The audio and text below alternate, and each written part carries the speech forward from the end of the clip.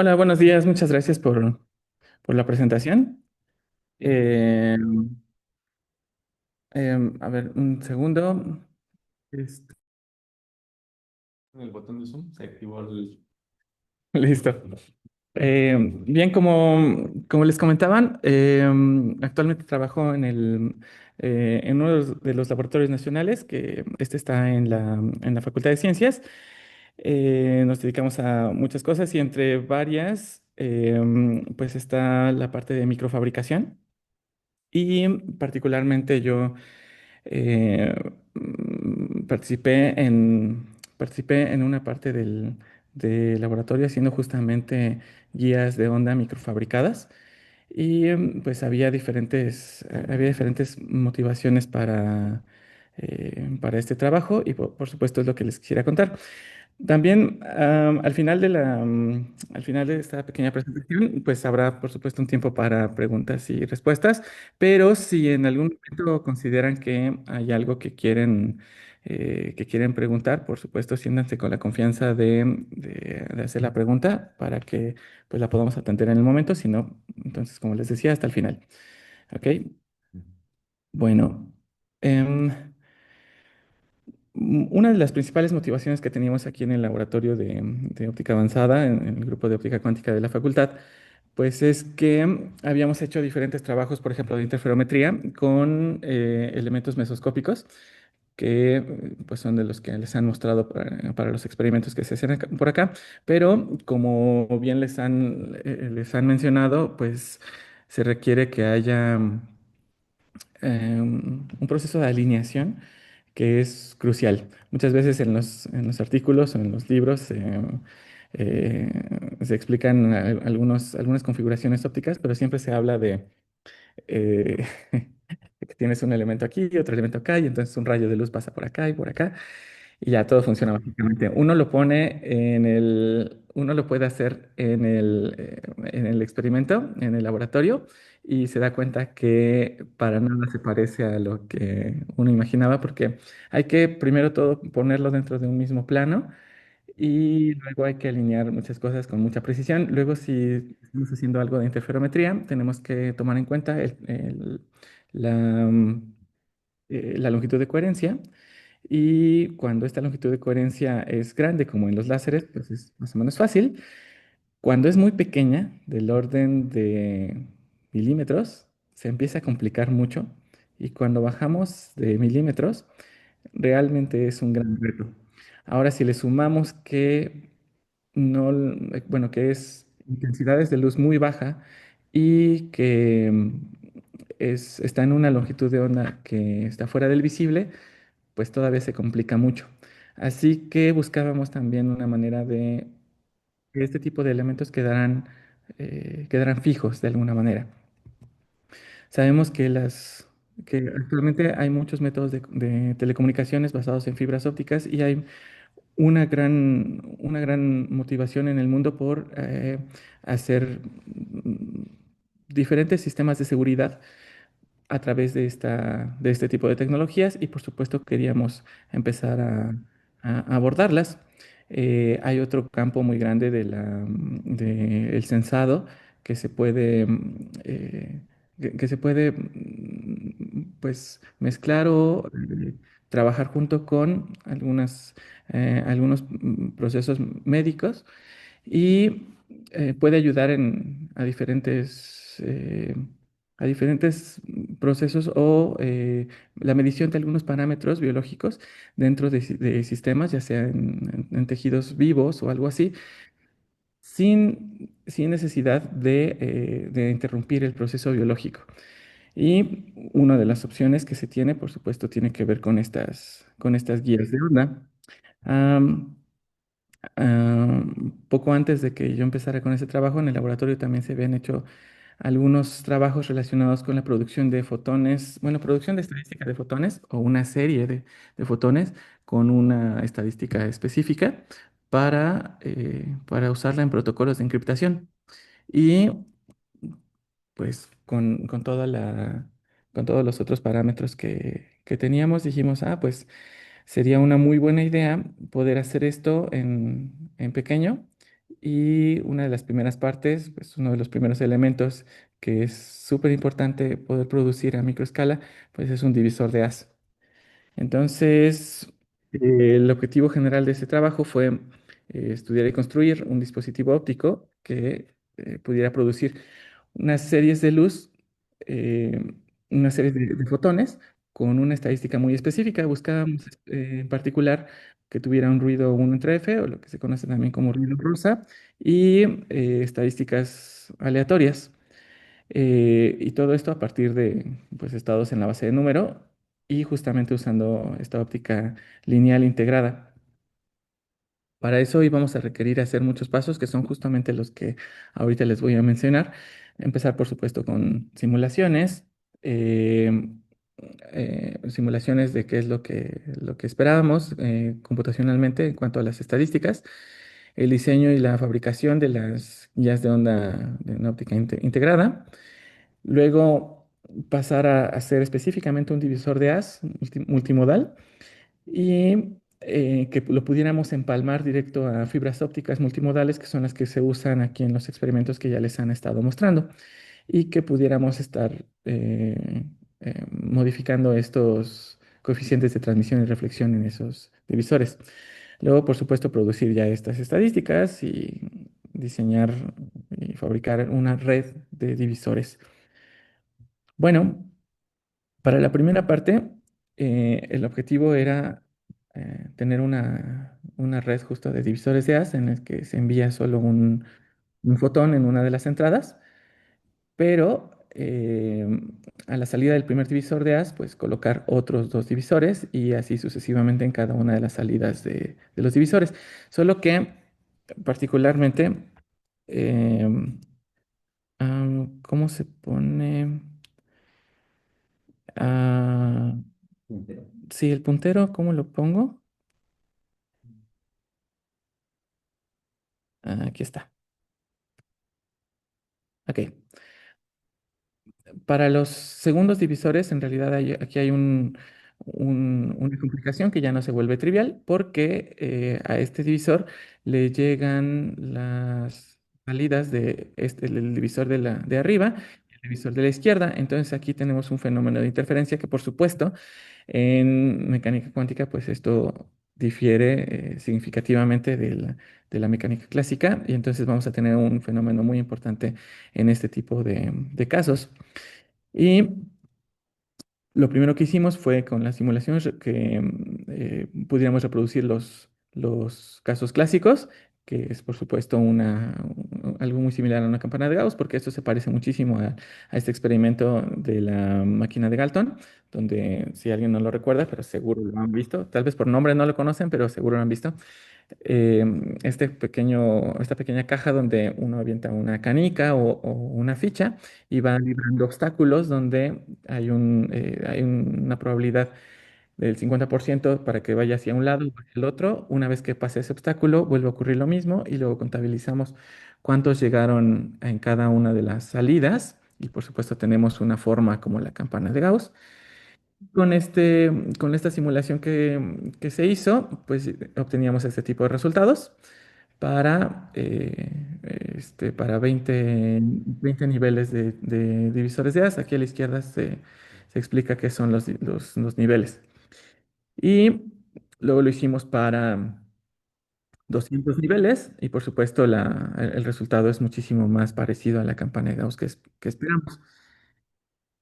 Cuando pensamos en el caso cuántico donde puede haber una interferencia, entonces aparecen este tipo de figuras, donde ya no es más probable que vaya hacia el centro, sino hay una tendencia específica eh, que de hecho se puede predecir y es una invariante de escala. Y ahí con el programa que teníamos podíamos reproducir todo esto. Así que podíamos asegurar qué tipo de resultados esperábamos y con qué tipo de divisores y estadísticas íbamos a estar trabajando. Así que esa parte iba bastante bien. Luego, ¿cómo íbamos a caracterizar estas estadísticas? Pues lo hacemos a través de dos parámetros conocidos, que no estoy seguro si han trabajado aquí, que son el factor de Fano y el índice de Shannon, pero ahí están las formulitas en la pantalla. Y, am, por ejemplo, el factor de Fano es un factor que nos va a hablar de qué tanto se están dispersando algunos de los datos, o bueno, los datos con respecto del promedio. Y em, es un, em, es un parámetro que en el caso, en el caso aleatorio, esto se trabó. Ok, ahí deberían estar apareciendo todos los parámetros, pero no están y no sé por qué. En el caso aleatorio, el factor de Fano debería estar aquí justamente en el centro, implica un valor de 0,5 y esto está relacionado con una transmisión y reflexión del 50%. Es decir, cuando tenemos coeficientes de transmisión y reflexión en los divisores de haz del 50%, entonces tenemos justamente el caso aleatorio en el que los fotones se pueden ir de un lado o del otro del divisor de haz y obtenemos un factor de Fano de 0,5. Aquí está. Eh, Esto también se puede caracterizar con el índice de Shannon y la probabilidad la probabilidad perdón, el valor del índice de Shannon es máximo cuando la probabilidad de irse de un lado o del otro en el divisor de haz también es del 50%, entonces tenemos este valor. Pero también podemos asociar algunos valores específicos del factor de Fano cuando la transmisión no es del 50%, sino es, por ejemplo, la mitad de eso, el 25% o el 75%, que saben que en el divisor de haz esto puede ser muy simétrico, ya sea que lo pienses en la transmisión o en la reflexión. Y tenemos un factor de Fano de 0,25 o 0,75 como muestra aquí en la gráfica. Y también para el índice de Shannon tenemos valores muy definidos que están muy cercanos al 0,81. Entonces, las estadísticas que estábamos buscando con todo esto eran las aleatorias, es decir, un factor de Fano de 0,5 o un índice de Shannon de 1. Y también otras que son un ruido rosa, que con el factor de Fano es 0,75 y con el ruido 0,81. Y ahora, ¿por qué buscábamos específicamente esas del ruido rosa? Eh, yo creo que las aleatorias les debe quedar claro o les debe dar una idea de que simplemente se busca que tengas por igual un fotón de un lado o del otro, o que en tus detectores puedas tener un uno o un 0. Em, pero eh, hay un caso extremo, o mejor dicho, pensemos en los dos casos extremos. Cuando es totalmente determinista, es decir, siempre que mides tienes un fotón, la probabilidad es de uno. El otro caso extremo sería que no sabes cuándo puede llegar este fotón, que es el caso aleatorio. Y en el caso intermedio, entre que sea totalmente determinista o totalmente aleatorio, en ese caso intermedio tenemos lo que conocemos como ruido rosa. En muchos casos, en muchas áreas de la física, a este punto intermedio entre lo que es totalmente determinista, y lo que es totalmente aleatorio, hay una transición de fase, y en ese punto intermedio de esa transición lo conocemos como caos. Es una de las maneras en las que se define el caos, lo que está justo en medio o en la transición de fase de justamente dos fases definidas, que en este caso serían estadísticas. Sí, tenemos una pregunta. Fabián pregunta, ¿ese índice de Shannon es para cálculo de entropía en la señal, ruido? Sí, también se le conoce como la entropía de Shannon. A mí nunca me ha gustado llamarlo específicamente entropía de Shannon, justamente porque sí está relacionado con la entropía, pero no es como tan físicamente intuitivo. Y entonces prefiero llamarlo solamente un índice estadístico, pero pues sí es otra de las maneras de llamarlo es el índice de Shannon. ¿Ok? Creo que Manuel Sí, quiere preguntar algo. adelante, como tú quieras que puede. Adelante, Manuel. Gracias, buenos días. Buenos días. Voy a hacer una pregunta un poco fuera de contexto, pero se me vino a la mente por lo que estás mencionando. Estamos ante el inicio de una tecnología para transmisión de información a través de fibras ópticas que pudieran tener una aplicación a futuro quizá, porque todavía por lo que me explicas, todavía hay unas cuestiones que hay que resolver, pero de transmisión a velocidades superiores o quizás iguales a la de la luz por estos medios. ¿Es cuanto? Gracias. Ok, no estoy seguro si entendí tu pregunta, pero pues sí hay muchas cosas que todavía no se pueden, mm, no se han desarrollado por completo, pero están en vías de desarrollo. Sí se busca que la transmisión sea a las velocidades de la luz dentro de la fibra. Esto está acotado siempre por el índice de refracción o las velocidades las que se puede transmitir ahí. Pero sí, eso es lo que se busca, aunque hay todavía muchas limitantes. No sé si eso responde la pregunta. Espero que sí. Sí, muchas gracias. Ok, gracias a ti.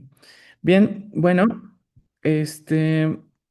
Ay, ok, y ahora vamos con la parte de la fabricación. Una de las cosas que a mí me gusta mostrar aquí es qué pasa con los métodos fallidos, porque muchas veces se habla sobre cómo es que exitosamente se logra fabricar algo, se logra hacer algo. Y es que en la realidad, y sobre todo en física experimental, cuando se hace algún tipo de fabricación, tienes que pasar por muchos métodos que muy probablemente no van a funcionar. Por supuesto, te van a enseñar mucho, pero al final uno, sobre todo cuando uno está haciendo un trabajo para un grado académico o algo así, uno quiere que ya salga la primera. Pero hay que aprender a aprovechar todos estos fallos o estos eh, aprendizajes que no nos llevan al caso que buscábamos final. Y es lo que yo les quisiera mostrar aquí. ¿Cuáles fueron algunos de mis casos fallidos? Y uno de las primeras cosas que busqué fue hacer las guías de onda en un material que se conoce como PDMS, que es un tipo de silicón. La razón por la que queríamos hacerlo en este material es que en el Laboratorio Nacional donde hicimos esto nos interesan mucho la fabricación de órganos en chips y este, mm, bueno, sí, principalmente órganos en chip y necesitamos precisamente materiales que sean biocompatibles. Entonces, yo dije, si en algún momento este trabajo se puede acoplar a estos órganos en chip, pues de una vez hacerlo en materiales biocompatibles. Además, hay algunos artículos que hablan sobre fabricación de guías de onda usando estos materiales. Sin embargo, a pesar de que sí se puede fabricar la guía, acoplarla o pegarla a una fibra óptica es muy difícil. Estas son fotografías de un microscopio donde se observa la guía de onda, que es esta, y la fibra óptica donde se ve que se rompen y no se rompen solo que se quiebren un poquito. En una fibra óptica basta con que se quiebre para que ya no funcione, sino que el desprendimiento es completo. Y es que al final es básicamente un silicón.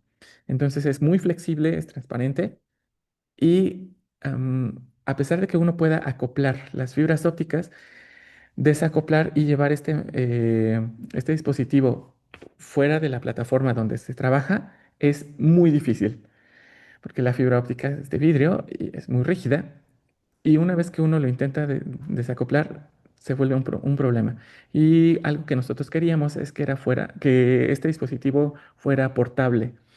Entonces, este método podría funcionar, pero dentro del laboratorio, en el mismo sistema donde se acopla todo, cosa que iba en contra de lo que estábamos buscando, así que no funcionó. Intentamos montar todo sobre moldes de resina epóxica.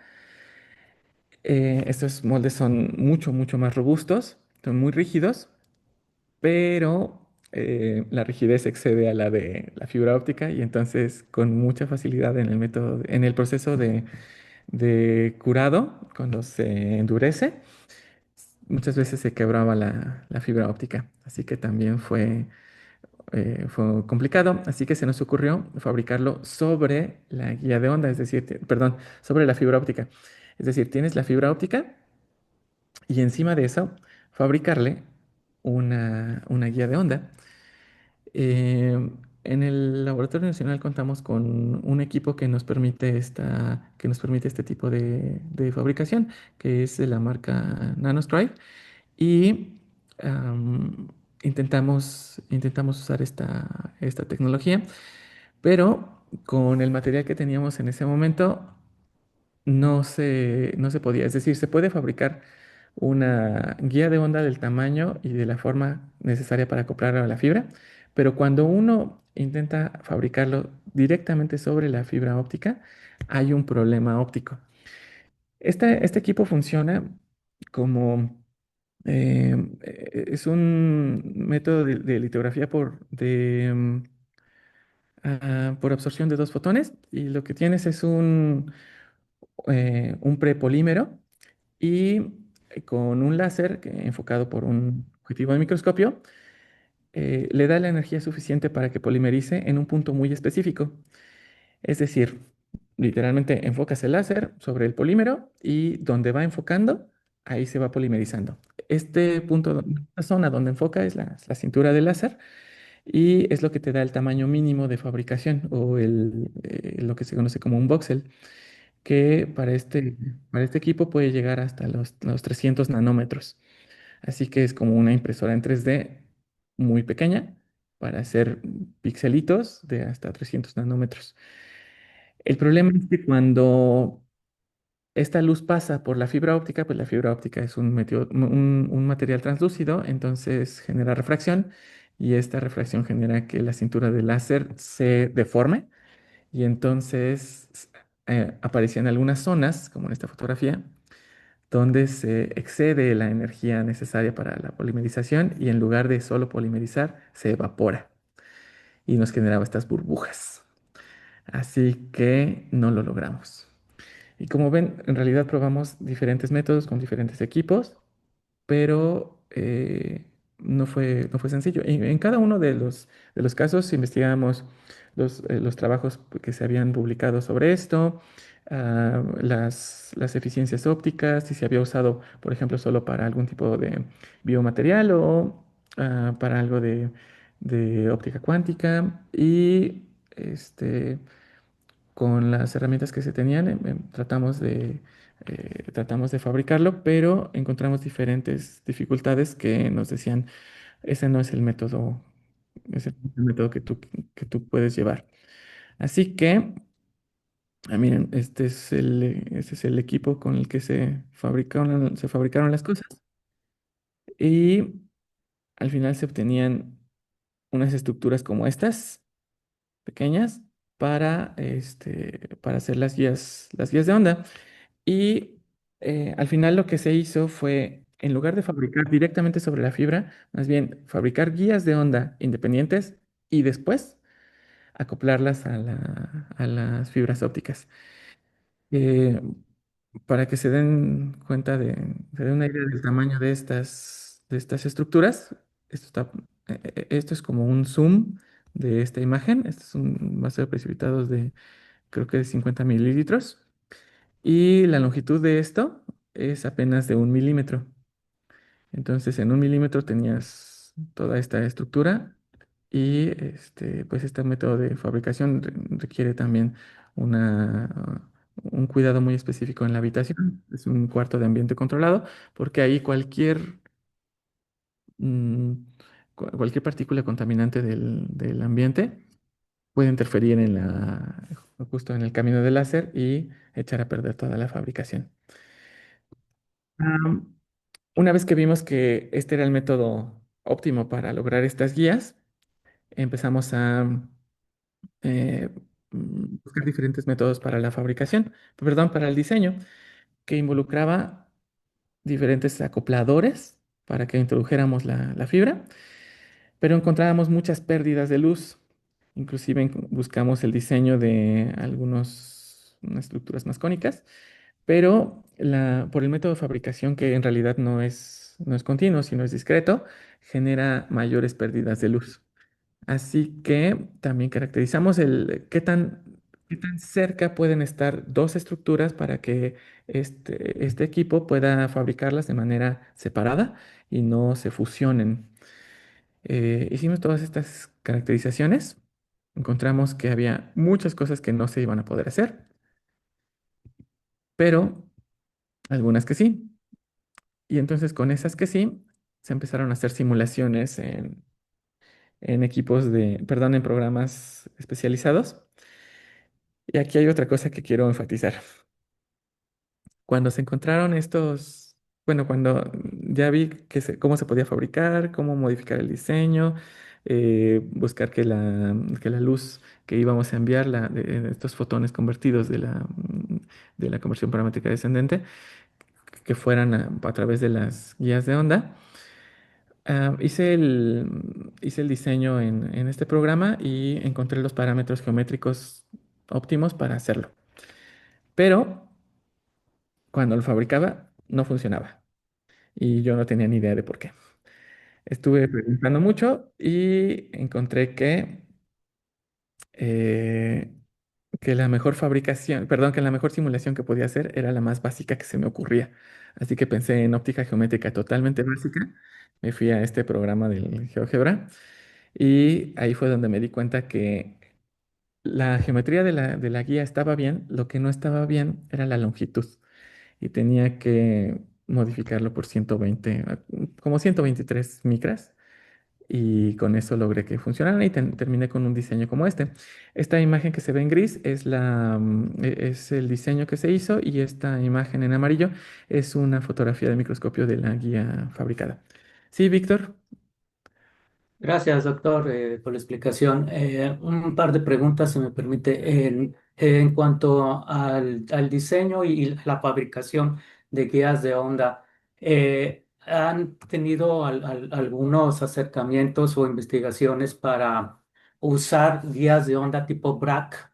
Es decir, usar tipos de semiconductores en del grupo 3 y 4, o son solamente de otro tipo. Sí, hasta ahorita solamente hemos trabajado con material, con estos polímeros que son, es un tipo de acrilato, pero es por el equipo con el que contamos. Los métodos de litografía que usamos no nos permiten todavía trabajar con semiconductores, pero nos gustaría que en algún momento justamente pudiéramos aprovechar los semiconductores porque obviamente te dan otras propiedades ópticas.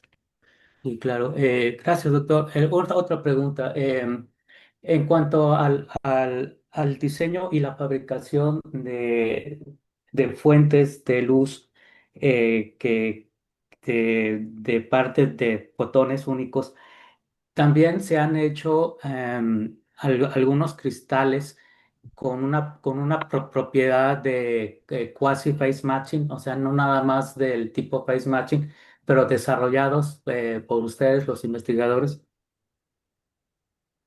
No, no hemos modificado eso porque justo el método no nos permite hasta ahora Mm, mm. cambiar diferentes parámetros. Lo que es más sencillo es hacer la guía totalmente homogénea.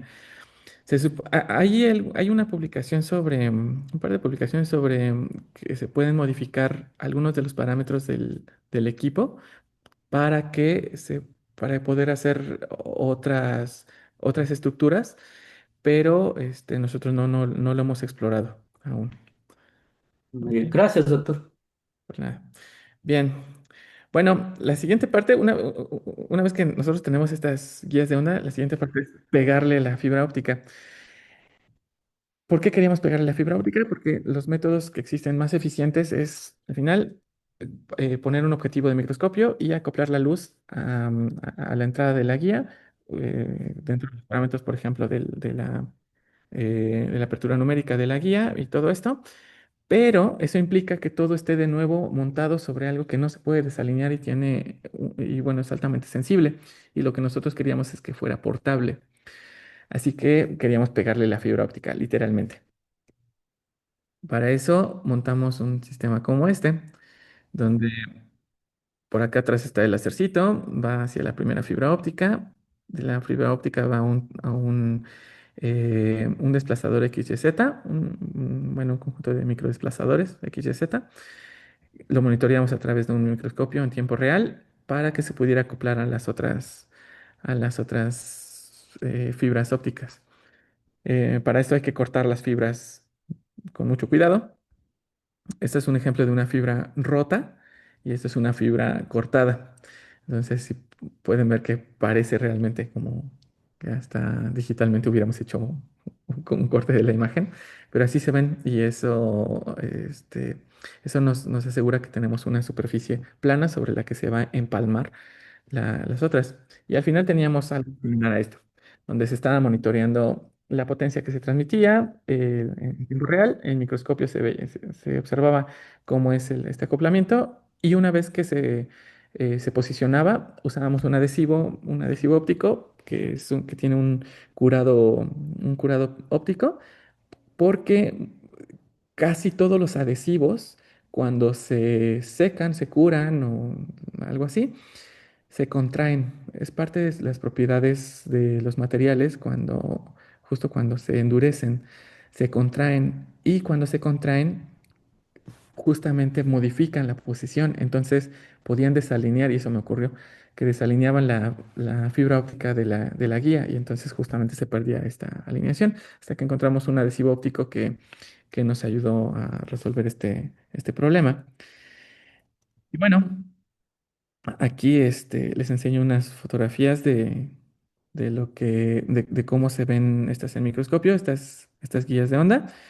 Estas gotas que se ven acá son el adhesivo y, por ejemplo, aquí hasta abajo hay un acercamiento a cómo ya se ve una de las guías de onda estructuradas con una fibra óptica acoplada y ahí se ve el rayito rojo que va viajando a través de la guía de onda. Entonces con eso podíamos verificar visualmente en tiempo real que estuviera alineado y con los potenciómetros pues que tuviéramos la potencia adecuada.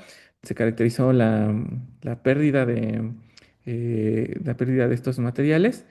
Ay, no sé por qué no están aquí algunos números, muchos números no están aquí.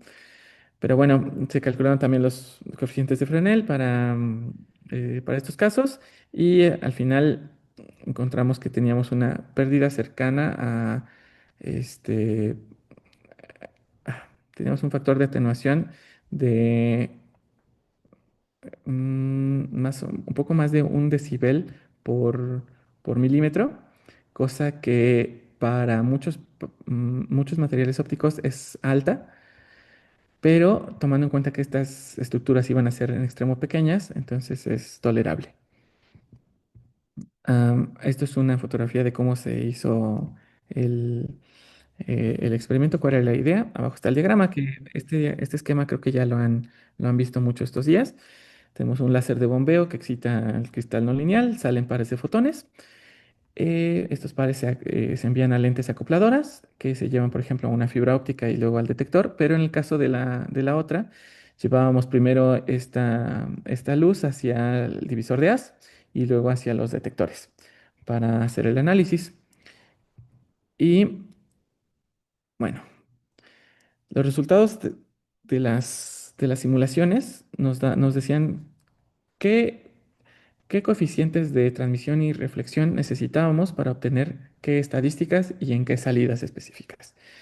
Una vez que analizamos todo eso, con cuáles casos íbamos a obtener ruido de 1 entre F, una estadística rosa, o aleatoria, una vez que teníamos eso, entonces procedimos a fabricarlos. Y esto es una fotografía de ya las fibras ópticas funcionando como divisores de haz. En este caso no le envié luz láser, sino luz de un LED que pues tiene muchas longitudes de onda y por lo tanto se pueden activar muchos de los modos dentro de la fibra óptica y de la guía. Y de hecho, si prestan atención a la imagen, se ven muchos como hilos dentro de la estructura y se ve que la luz se transmite ya por los dos, en las dos salidas. Aquí un punto importante es que la guía de onda superior y la inferior no están unidas, se ven muy cerca, pero no lo están. están separadas poco menos de 4 micras, cuando el grosor de estas es de 50 micras. Entonces, recuerden que, pues no sé, un cabello es más o menos de 80 micras. Entonces, todas estas guías son un poco más pequeñas, un poco más delgadas que un cabello, y la separación es de apenas 4 micras. Entonces, el método que se usa para la transmisión de la luz es por el campo evanescente, una transmisión por campo evanescente.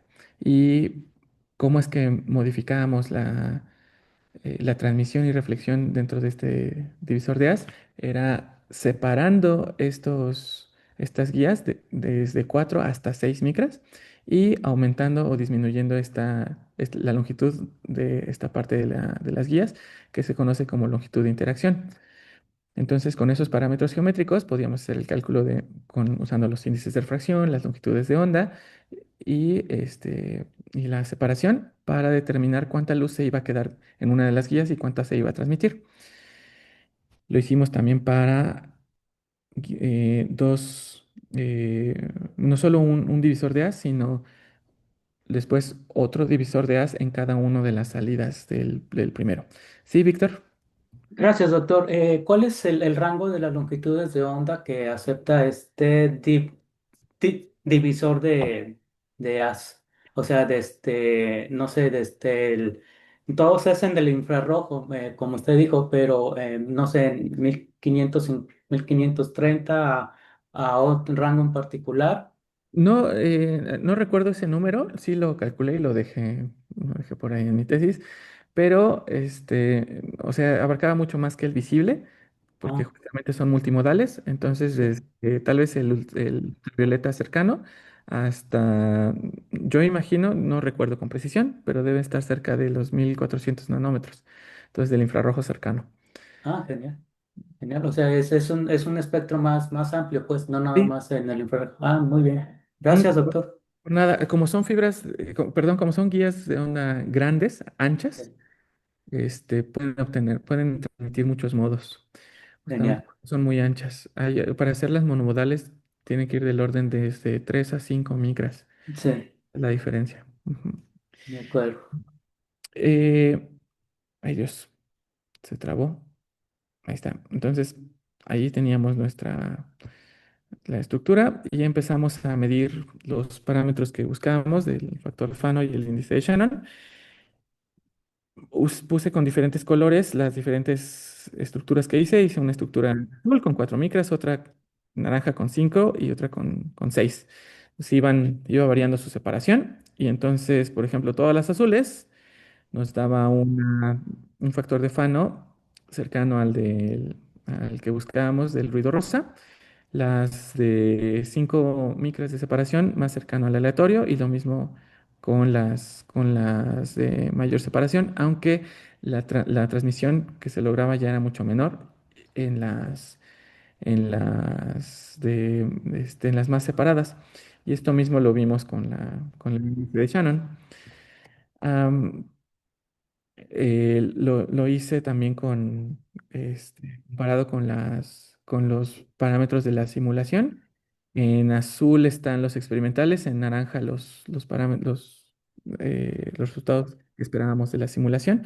Y lo que hice para obtener esas barras de error en las simulaciones fue suponer un parámetro estocástico en el que a veces varía un poco esta transmisión y reflexión, pensando en los problemas experimentales. Y con eso, bueno, pensando en parámetros estocásticos o variaciones estocásticas de hasta el 10%, obteníamos resultados muy, muy parecidos a los del experimento. Y bueno, ¿qué podemos concluir de esto? Pues que primero, las algo que no se habla mucho en estos libros que muestran estas estadísticas, que en una serie binaria con ruido 1 entre f, y de hecho pasa con todas, lo podemos obtener siempre como una muestra aleatoria, con una proporción determinada, por ejemplo, 70% de transmisión, 30% de reflexión o alguna otra proporción, pero siempre lo podemos obtener a partir de una estadística subpoassoniana ideal. Entonces, basta con encontrar esos parámetros de la proporción entre la reflexión y transmisión para que podamos obtener siempre ese ruido de 1/f. Am, los métodos de fabricación que no funcionaron, yo los dejé como métodos que no funcionan para el objetivo específico de tener guías de onda con fibras ópticas acopladas y que sea portable, pero muchos de estos métodos funcionan para otras cosas. Entonces, es muy importante tener claro si se van a hacer guías de onda, ¿para qué? O sea, ¿para qué se van a usar? ¿Cómo se van a trabajar? Y en los rangos en los que se van a trabajar, porque hay muchos métodos y cada uno tiene sus ventajas y desventajas a la hora de fabricar. Puedes, por ejemplo, tener una guía de onda con una eficiencia de más del 98%, o sea, que tengas pérdidas menores al 2%, pero con un armatoste que no te permite incrustarlo, por ejemplo, en un experimento donde tienes, por ejemplo, estados enredados. Entonces, tienes que tenerlo muy claro desde el inicio. Am, entonces, el método que probé al final, pues lo consideramos el más eficiente para este objetivo. Y en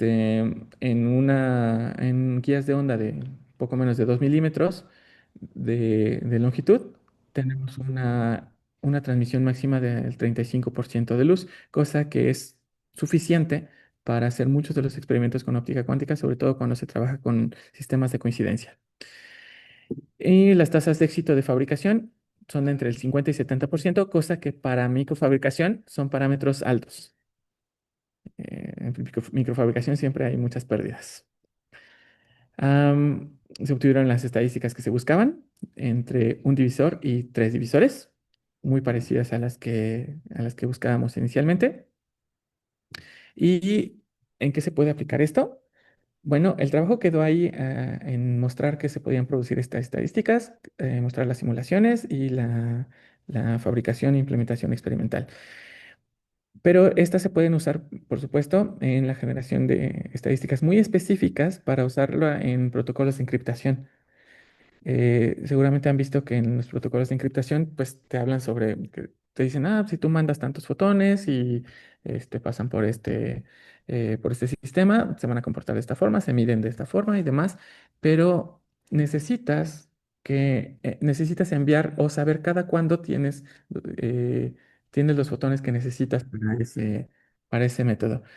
También se podría usar para empezar a producir números aleatorios como cuentas en bruto. También inmediatamente se puede usar como un interferómetro como Von-Humandel. Es uno de las cosas que tenemos como en puerta. Y ocupar este método tanto de fabricación como de acoplamiento lo podemos usar dentro de materiales translúcidos con métodos que ya se hacen en fabricación de órganos en chip, justo para hacer biosensado. Y es otro de los proyectos en los que queremos aplicarlo dentro del Laboratorio Nacional. Y em, am, no solo es hacer un sensado, sino la recolección de respuestas lumínicas integradas. Porque muchas veces algo que se hace mucho en biología es que se pueden identificar algunas células dentro de un tejido con algo que se conocen como marcadores para que cada vez que uno lo ilumine de una manera florezca y entonces la fluorescencia sea un indicador ya sea de un proceso o de la presencia o ausencia de algo muy específico. Pero la mayoría de esto se hace con un poco de edición genética para crecer a los tejidos o a los animalitos. Y una vez que se quiere hacer el estudio, se tiene que extraer el tejido. Entonces se tiene que sacrificar a los animales. Y lo que se busca es que en lugar de eso, se puedan introducir estas cámaras o estos sensores, se pueda iluminar y registrar esta respuesta lumínica con estructuras muy bien, muy definidas. Y entonces este método permite justamente una versatilidad tanto en formas como en materiales en los que se pueda generar esta inmersión. Y bueno, eso es lo que quería contarles. Muchas gracias por su atención. No sé si Sí, tengan más preguntas. Dios mío. No sé si quieren preguntar algo más ahí en el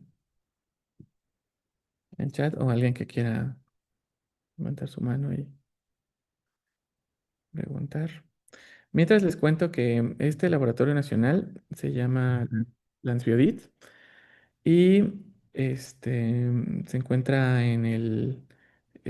se encuentra en la Facultad de Ciencias. Básicamente son tres líneas las que se trabajan en este laboratorio nacional, que son los órganos en chip que les conté.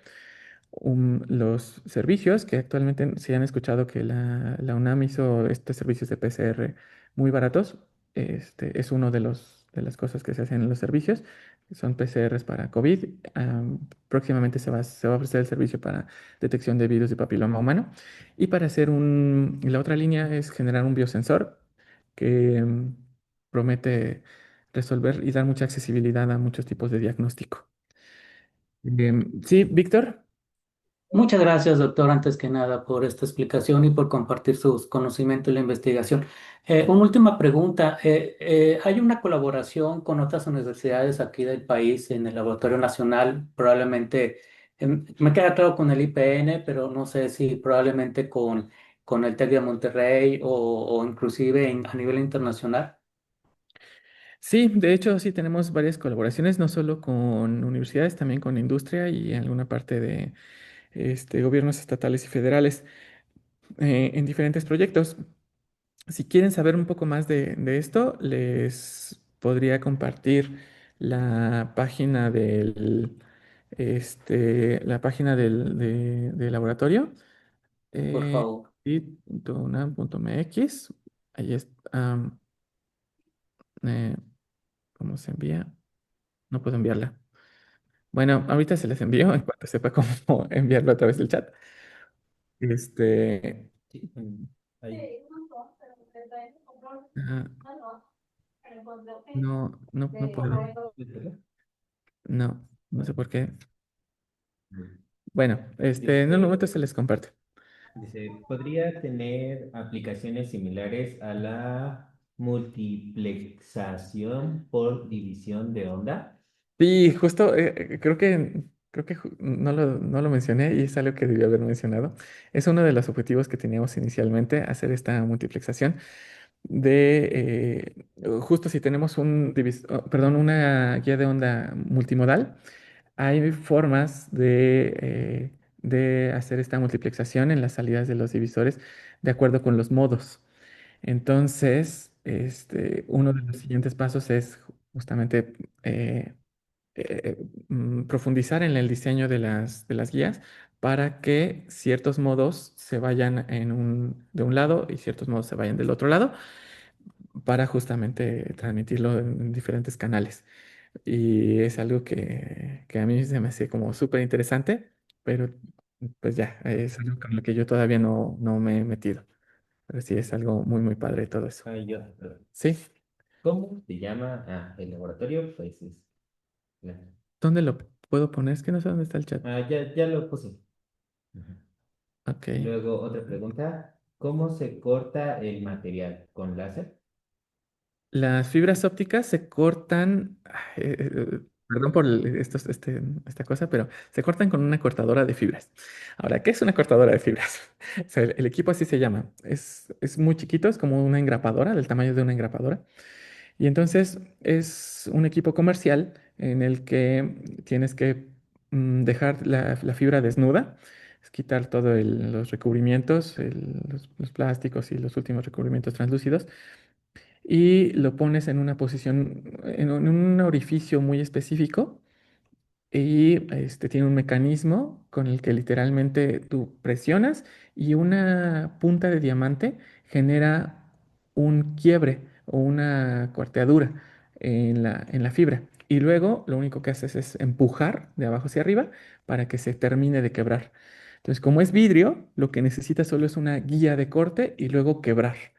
Y con eso te asegura el fabricante, que esta cortadora que yo usaba es de Edmund Optics, que haciendo el procedimiento adecuadamente, el error del ángulo de corte con respecto de la dirección longitudinal del eje longitudinal de la fibra es de menos de medio grado de error. O sea, es increíblemente precisa.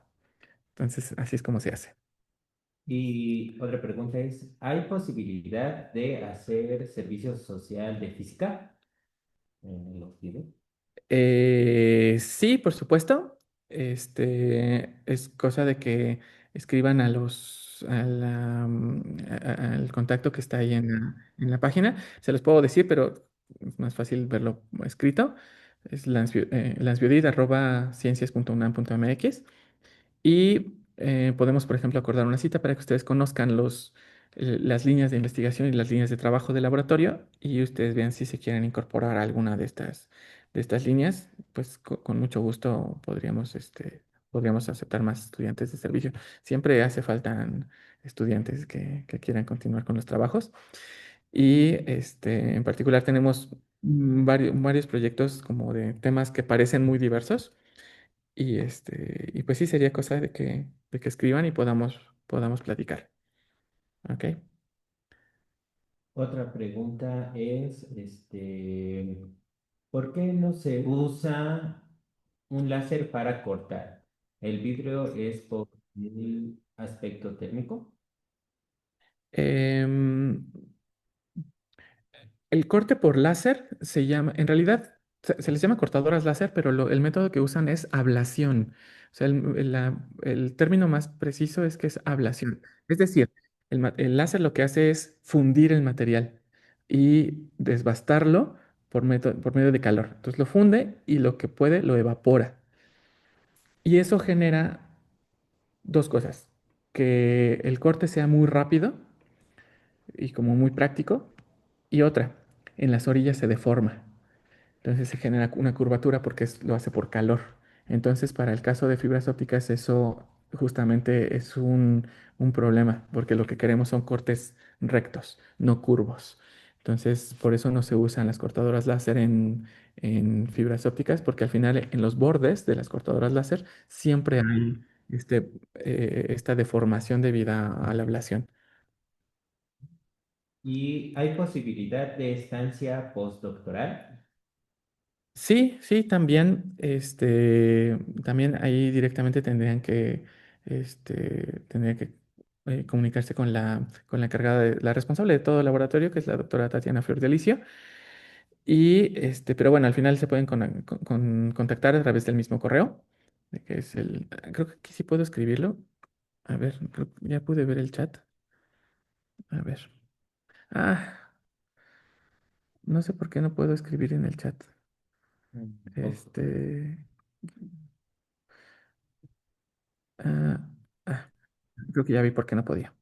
Entonces, esa es la página del laboratorio y el correo institucional es... Demonios. Es que no es mi computadora, entonces no sé cómo poner el arroba. Comando. No sé cómo poner el arroba. Es con Alt 64, maestro. Es que no tengo el teclado numérico aquí en esta portátil. Ah, ya, es Mac. Sí, y también el Command Q y Command 2 tampoco funcionan. Ok, voy a poner entre paréntesis arroba. Perdón por esto. Arroba Aquí ya. ciencias.unam.mx. Ahí está el correo. Este, y también tenemos mucho material por si gustan, lo pueden ver en nuestras redes sociales. Tenemos, tenemos muchas publicaciones de los eventos en los que participamos, los temas y demás, en nuestras cuentas de Instagram, Facebook. En YouTube tenemos las grabaciones de los seminarios que presentamos, hablando de los temas especializados a los que nos dedicamos. Y desde hace 6 meses estamos también en TikTok con muchos videos de divulgación. Así que ahí pueden revisarlo. ¿Ok? Gracias, Ame. También lo intenté con Command 2, pero no me funcionó. Y el Command Q también lo intenté y no funcionó y no sé por qué. Me aparecía la opción de cerrar el Zoom. Y creo que no. Gracias. Bueno, Listo. pues les agradezco mucho a todos que hayan escuchado y también agradezco mucho sus participaciones y preguntas.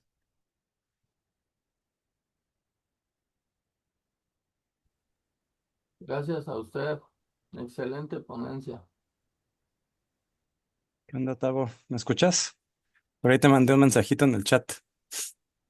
Eh, no lo he visto. Revísalo. A ver si tienes unos minutos.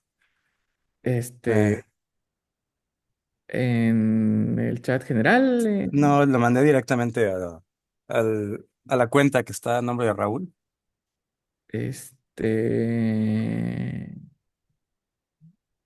Tonatiu. Sí. ¿Qué Ok. onda? Bueno, ¿Tienes unos minutos?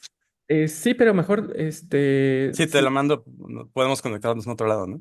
sí, por ya sea, bueno, si ahorita me escribes tal vez por Facebook o algo así para que, Sí, mira, si quieres, bueno, sí te mando por allá. Y ahorita ¿Mm? nada más ahí también, el mismo mensaje te mando mi correo. Va, Por si genial. las moscas. Bien, entonces, Entonces, bye.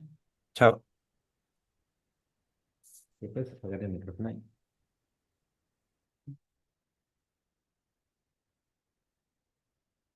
Ahora vamos a dar paso con el doctor Víctor, que es el encargado de nuestro laboratorio y grupo de trabajo.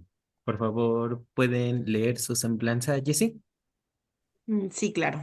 Si me permiten un segundo, quisiera presentarles al doctor Víctor Manuel Velázquez Aguilar. Él obtuvo la licenciatura y la maestría en física en la Facultad de Ciencias de la UNAM.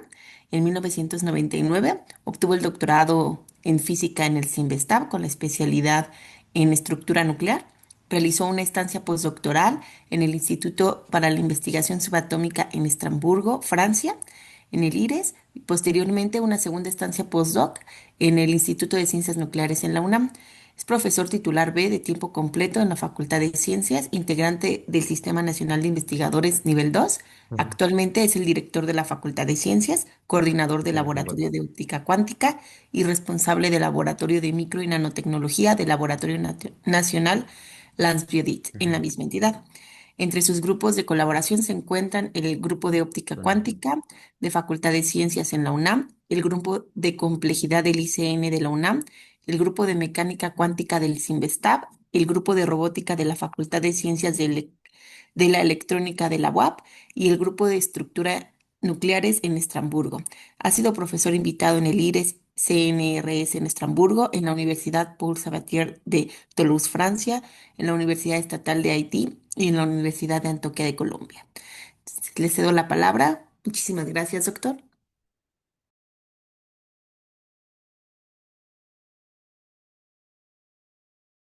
Muchas gracias. ¿Me escuchan? Sí, sin problema. Muchas gracias. Entonces, eh, bueno, pues muchas gracias por la presentación. Voy a compartir mi pantalla. Vamos a ver. Sí, si me dan permiso, dice que ya estoy mandando ahí un, una solicitud para poder compartir. No sé si ya la están viendo.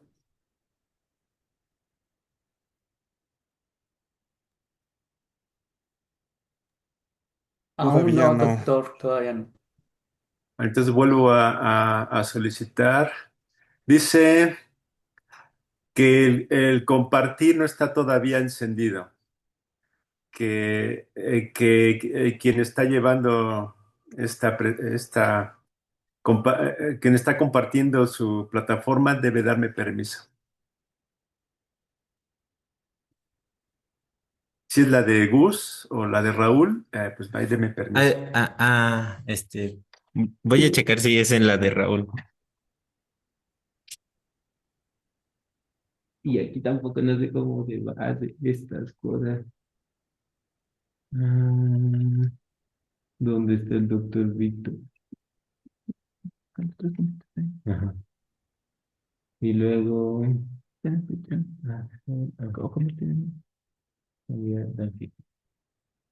Ya. A ver. Creo que ya lo puede compartir, doctor Víctor. Ya está.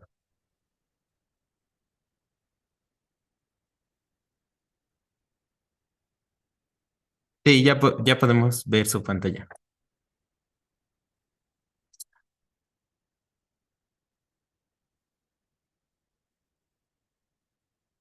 Solamente no escuchamos su audio. Tiene su micrófono apagado.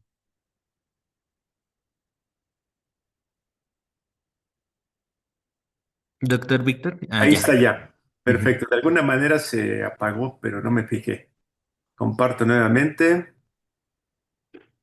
y ahí vamos.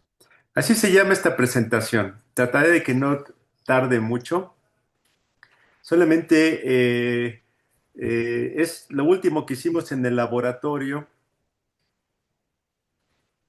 Se llama el experimento cuántico de pares de fotones y el experimento pensado de acción retardada de Wheeler. Estos son, junto conmigo, Rolando, Linda y Eduardo, quienes estuvieron participando a lo largo de todo esto. Y comienzo así, miren. Primero voy a hablar de la no localidad. Si yo mando un fotón con polarización horizontal a un divisor de Haz, entonces el estado, déjenme agarrar un pointer, el estado que sale de ese fotón al cruzar el divisor de Haz se puede escribir así, miren. Es decir, el fotón, una componente del fotón con con una etiqueta de transmitido y otra de reflejado. Aquí le falta una fase, pero así es. Es decir, esta es la función de onda de ese fotón que cruza el divisor de Haz. Lo puedo escribir de una manera más formal porque puedo decir que por acá arriba, por la entrada superior del divisor de Haz, entra nada. Decir que entra nada significa esto, miren, acá está. Hay dos componentes. Una, una parte transmitida, nada reflejado, más una parte reflejada y nada transmitida. Es esto que está aquí arriba finalmente. Ya en nuestras clases poco utilizamos los estados de vacío, estos que están aquí, y lo único que decimos es que una vez que el fotón cruza el divisor de Haz, está en un estado de onda. Esto que está aquí es una onda, porque lleva componentes por dos lados que además se propagan en direcciones ortogonales. Entonces, esta es nuestra representación más básica de lo que es una onda. Una onda puede, ustedes tienen un concepto de lo que implica una onda. Para nosotros, esta es una onda cuántica, esto que está aquí. Ahora, déjenme moverme a mi siguiente diapositiva, creo que aquí está. Esto me lo voy a saltar porque ya les dije, esto es lo que se hace, lo que viene en los libros, lo que nosotros enseñamos si queremos ser muy formales. Decimos que un fotón, al cruzar un divisor de Haz, aquí está, se convierte en un estado de onda escrito de esta manera. Pero yo ya lo simplifiqué. Decimos una onda simplemente es esto. Es un estado que lleva dos componentes, una transmitida y una reflejada, y que existen simultáneamente. Lo que implicaría es que como si el fotón se fuera tanto transmitido como reflejado simultáneamente, pero sin partirse. Eso ya es algo muy interesante, que ustedes seguramente ya escucharon por aquí en algunas otras pláticas. Ahora, vámonos a lo siguiente. Puedo meter también ahora por la parte desocupada, es decir, por la entrada superior del divisor de Haz, otro fotón con polarización vertical. Entonces, tendría un fotón horizontal con polarización horizontal entrando por lo que llamamos el puerto 1, un fotón con polarización vertical entrando por lo que llamamos el puerto 0, y lo que tenemos que hacer es calcular cuál es la salida por los puertos 2 y 3. Entonces, lo que enseñamos en los cursos es que hacer estos cálculos es bien sencillo. Nada más tenemos una sola regla.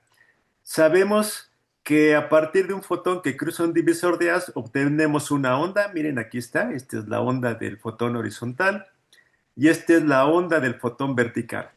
Como ambos fotones entran simultáneamente, entonces las dos ondas se multiplican y hacemos la multiplicación que ustedes harían simplemente sabiendo un poco de álgebra.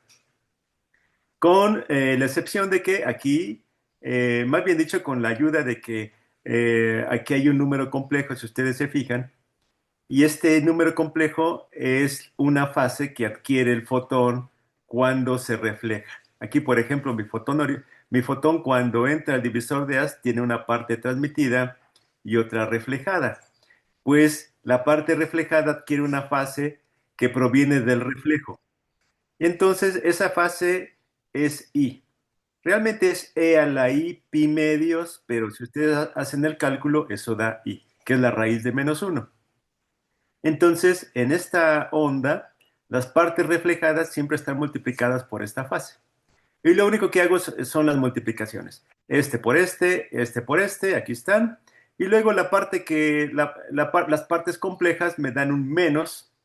La parte que sale por 2 de la parte vertical más la parte reflejada, perdón, acá está, la parte reflejada del fotón horizontal y la parte transmitida de mi fotón vertical. Ah, perdón, esta es la que sale por acá, la parte reflejada y la reflejada. Las dos reflejadas me dan un signo negativo. Y esto es lo que sale, miren. Me sale un estado que es la suma de estos dos estados, uno de ellos multiplicado por i, donde aquí lo único que decimos es que esta parte, es el estado psi menos, que dice 2 y 3, pues es la suma de este, más bien dicho, la resta de este menos este que está acá, y este que está aquí simplemente hicimos la factorización de estos dos, y es el que está por acá. Es bien fácil ver qué es lo que sale de un divisor de haz cuando mandamos fotones individuales y respetamos la regla de las ondas. Ahora, hacemos lo mismo para un interferómetro, que es les presento, este es el interferómetro de Max Ender, y consiste de lo siguiente. Aquí hay un divisor de haz, acá hay un espejo, otro espejo y otro divisor de haz. Entonces, si mandamos un fotón por aquí y nada por el puerto de arriba, por el puerto 0, entonces queremos saber qué es lo que le pasa a ese fotón o cómo sale en los puertos de salida que llamamos 1 y 2. Hacemos los cálculos y otra vez son puras multiplicaciones. Y lo que obtenemos en mecánica cuántica es que la probabilidad de que salga por este puerto 2, que es esto que está aquí, es un medio de 1 más el coseno de una fase, que es esta cosa que está acá. Esta fase, aquí que lo ponemos así, y en el laboratorio lo que hacemos es poner un compensador, una cuña de cuarzo, o simplemente mover este espejo, miren. Si yo muevo este espejo, cambio la diferencia de camino óptico entre esta trayectoria y la que viene por acá. En principio, si este es igual a 0, quiere decir que este camino que toma el fotón por aquí va a ser igual al camino que toma por acá, en cuanto a longitud, obviamente. Entonces, esto que está acá, este me da la probabilidad de que el fotón salga por aquí y esta es otra expresión de que el fotón salga por acá. Si simplemente grafico estas dos probabilidades en función de esta diferencia de camino óptico, entonces puedo obtener el patrón de interferencia. Y miren, aquí está, qué bueno que está aquí Gustavo, que es el expositor que me precedió. Este es un diagrama que él hizo. Aquí está el interferómetro, miren. Aquí tengo dos divisores de haz y dos espejos. Entonces lo que hacemos es producir pares de fotones. Este fotón que llamamos el fotón señal llega al interferómetro. Lo que hizo Gustavo fue poner aquí en uno de estos dos espejos una, un objeto mecánico que movía este espejo con una precisión micrométrica y de esa manera cambiaba la diferencia de camino óptico entre las dos opciones para el fotón. Y acá simplemente se viene el fotón testigo. Aquí hay un aparato, acá están los detectores y aquí hay un contador de coincidencias que me dice que lo único que hace es que una vez que este fotón llega aquí y es detectado, espera el fotón que cruzó el interferómetro y me dice cuántos fotones de estos llegan en función, en uno de estos puertos, el que viene de este lado o el que va por acá, pero como nada más tenemos un solo detector, eso quiere decir que una de estas dos probabilidades, en este caso, esta la vamos a desechar, no nos interesa, y solamente metemos esta. Así que lo único que tenemos que hacer es, una vez que detectamos al fotón testigo, vemos en qué momento sale aquí, perdón, el fotón señal. Y los contamos. ¿Cuántos llegan? Fotón que no tiene un testigo no entra en la cuenta. Esa es la única manera que podemos hacer para asegurarnos de que una vez que un fotón cruzó el interferómetro, ese fotón es solamente uno y no dos, ni tres o ninguno, sino que es aquel que es el acompañante de este otro que viene por acá. Y así estas cuentas las podemos graficar. Aquí hay una foto, miren. Aquí se ve el interferómetro, un divisor de haz, otro divisor de haz, los dos espejos. Y por acá hay un sistema que puede mover, más bien posicionar este espejo. Por acá este espejo Gustavo lo movía con algún objeto mecánico. Bueno, entonces los fotones llegan a este detector y el testigo se va por acá. Por acá está el otro detector, por acá afuera. Ahora, estos son los resultados. De repente tenía uno poquitas cuentas y luego las cuentas van aumentando en función del desfasamiento o la diferencia de camino óptico. Sube, baja, pues este es un patrón de interferencia. Y de aquí sale la probabilidad si esto está normalizado, miren. Entonces, probabilidad máxima, probabilidad mínima, franja brillante, franja oscura, brillante, oscura, ese es el patrón de interferencia. Lo importante de ese experimento es que los fotones se mandaron de uno por uno al interferómetro, lo que implica que un fotón hace interferencia con el mismo, lo que implica que un fotón se comporta como una onda una vez que cruza el primer divisor de haz. Eso es lo que nosotros vamos a utilizar en este experimento que se llamó el experimento de acción retardada de Wheeler.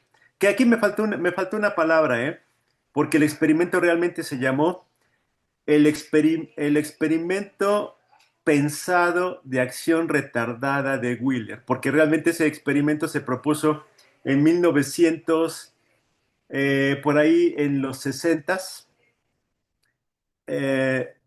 y para entonces pues no había fuentes cuánticas de luz. Pero básicamente es algo parecido a esto, miren, se los voy a explicar. Aquí hay un interferómetro de Mach Zehnder otra vez.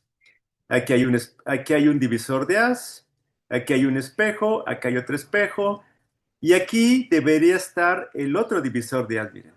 Entonces, este recuadro que está aquí es el que me dice qué le pasaría al fotón si yo dejo aquí el segundo divisor de haz. Pero aquí Wheeler, estos son los dibujos del artículo de Wheeler, de John Wheeler, que lo que él pensaba era lo siguiente, miren. Yo he dicho que una vez que el fotón cruza el primer divisor de haz, entonces tiene una parte transmitida y una parte reflejada. Eso es una onda, porque el fotón está en dos lugares distintos sin partirse. Es una onda cuántica. Entonces, esta componente del fotón que llega a este espejo se va a reflejar hacia acá y está la componente transmitida, llega al espejo y se va a reflejar acá, y ambas componentes se van a encontrar, como en el experimento que ya les platiqué, se van a encontrar en este punto. Ahora, Wheeler dice aquí puedo dejar el divisor de Haz y ¿qué voy a encontrar? Pues voy a encontrar el patrón de interferencia. El patrón de interferencia que ya les mostré que hizo Gustavo en su experimento. Entonces, y dice después, ¿pero qué pasa si yo no pongo aquí el segundo divisor de Haz y lo dejo así como está en esta figura? Entonces, sí, aquí están los detectores, que es el complemento que falta de este lado, miren. Si el fotón es detectado aquí, en este detector que estoy señalando con el cursor, o sea, aquí, entonces quiere decir que puedo trazar la trayectoria del fotón hacia atrás en el tiempo. Acá sería por aquí y luego por acá y luego hacia acá. Eso quiere decir que no habría componente de este lado, lo que implicaría que el fotón se comportó como una partícula y llegó aquí. Pero si el fotón hubiera llegado a este otro detector, este que está acá arriba, que es esta trayectoria de acá, entonces podría trazar la trayectoria hacia atrás en el tiempo y ver qué camino utilizó. Este es el camino que utilizó el fotón. Entonces, aquí hay algo bien interesante porque dice Wheeler, si yo quito el divisor de Haz, sé qué camino toma el fotón. Por lo tanto, se comporta como una partícula. Pero si pongo el divisor de Haz, entonces no sé qué camino toma el fotón porque además hay un patrón de interferencia. Para que haya interferencia, se requiere que el fotón se comporte como onda. Entonces, a esta altura ustedes ya se fijaron cuál es el truco de este asunto del famoso experimento de acción retardada de Wheeler. ¿Por qué acción retardada? Porque entonces él dice, miren, dice, mando el fotón, aquí viene, cruza el primer divisor de Haz. Ahora yo puedo engañar al fotón, según él, y quito o pongo el divisor de Haz antes de que el fotón llegue a esta zona. Entonces, si dejo el interferómetro y encuentro el patrón de interferencia, el fotón se comportó como onda. Si lo quito y lo encuentro nada más en uno de los detectores, entonces se comportó como partícula. Entonces, el fotón va a saber si existe o no el divisor de Haz en esta posición. Si es que siempre hay interferencia cuando está y no hay interferencia cuando no está el segundo divisor de Haz. Parece un truco, ¿eh? Pero entonces el experimento se hizo en el 2007, miren. Si este experimento se propuso en 1960 y algo, tuvieron que pasar eh, cerca de 40 y tantos años para que se realizara el experimento. Este experimento se hizo, lo hicieron, voy a buscar dos nombres, aquí está Alan Aspect, miren, Alan Aspect recibió el premio Nobel hace 3 años, precisamente por experimentos como estos. Entonces, miren, aquí está el esquema de este artículo que se publicó en Science en 2007, y aquí está el interferómetro, donde dice él, vamos a mandar un fotón individual, primer divisor de Haz, se supone que hay dos componentes, y luego, en ese experimento, Alan Aspect y su grupo se las ingenia para quitarlo y ponerlo al azar. ¿Qué es lo que hace? Bueno, lo que hace es que pone aquí un artilugio óptico que está controlado por señales eléctricas, de manera que cuando la señal es positiva, entonces esto se comporta como un divisor de Haz y cuando es negativa se comporta como un vidrio simple. Entonces la señal está arriba, abajo, pero aleatoriamente. Y como todo eso es grabado por una computadora, entonces buscan todos los resultados donde no estaba el divisor de Haz, los ponen en una gráfica y buscan todos los resultados donde sí estaba el divisor de Haz y lo ponen en una gráfica. Entonces aquí está el resultado de todas de todos los experimentos donde sí había divisor de haz y acá donde no había. Entonces, esto comprueba lo que decía Wheeler. Entonces, esto trae una aparente paradoja. Entonces, el fotón una vez que... Ah, de hecho, este experimento se hace de manera que una vez que el fotón cruza el primer divisor de haz, tiene que haber el tiempo suficiente para que esto se decida si está o no va a estar en esta posición. Entonces, realmente este interferómetro de Max Ender tiene una longitud como de 30 metros en esta dirección y en esta aproximadamente lo mismo. Entonces es un interferómetro más grande para que la luz, mientras va viajando, esta acción retardada se dé. Entonces aquí está, miren, este es el resultado. Cuando está el divisor de haz, el fotón se comporta como onda y cuando no está, se comporta como partícula. La supuesta paradoja es que pareciera que el fotón sabe qué es lo que hay de este lado y sabe cómo comportarse. Se va a comportar como onda o como partícula en función si está puesto aquí el divisor de haz. ¿Qué es el resultado aquí? Es el resultado de este experimento. Me voy a ir a la siguiente diapositiva. Aquí hay otra realización que se hizo en el 2012. Solamente que aquí ya empiezan a hablar de superposición de estados de onda y de partícula, utilizando el mismo experimento. O sea, ese experimento de acción retardada de Wheeler, que nada más fue un experimento pensado en los 60, dio para mucho.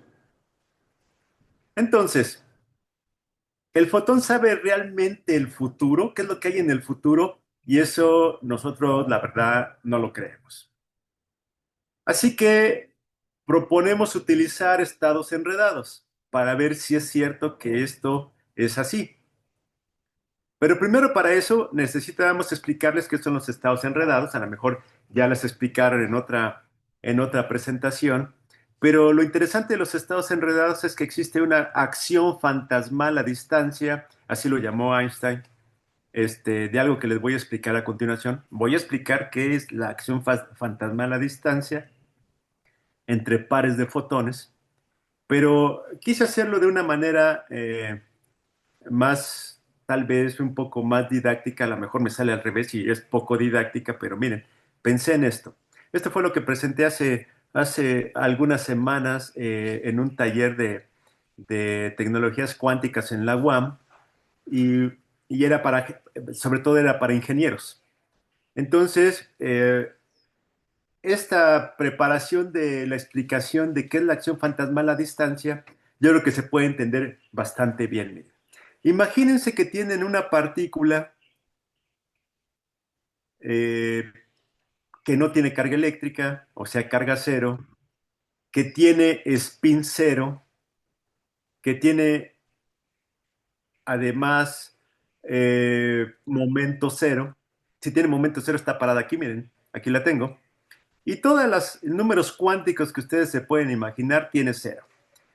Obviamente no tiene masa cero, pero está aquí. Está paradita ahí. Este es un experimento pensado porque ustedes saben que no pueden tener un objeto a temperatura cero. Esa sería la única condición que requeriría para que esta partícula estuviera aquí paradita en algún lugar, en un eje de coordenadas, por ejemplo.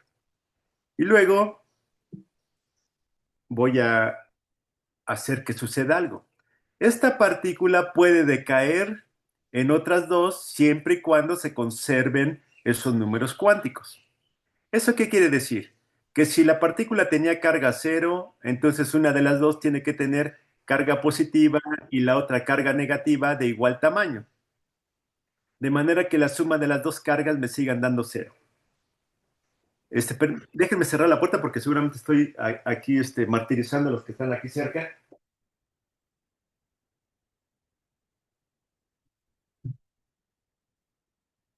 Bueno, entonces el spin también se tiene que conservar. Les recuerdo que el spin es un momento magnético intrínseco. Es como si esta partícula originalmente fuera un pequeño imán y tuviera un momento magnético. Entonces, si originalmente tenía momento magnético cero, cuando decaen dos partículas, ahora este va a tener el opuesto de este, de manera que la suma de los dos sea cero.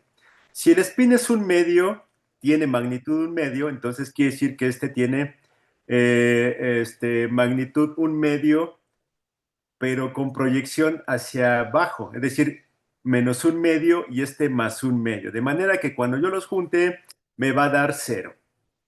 Igualmente, el momento.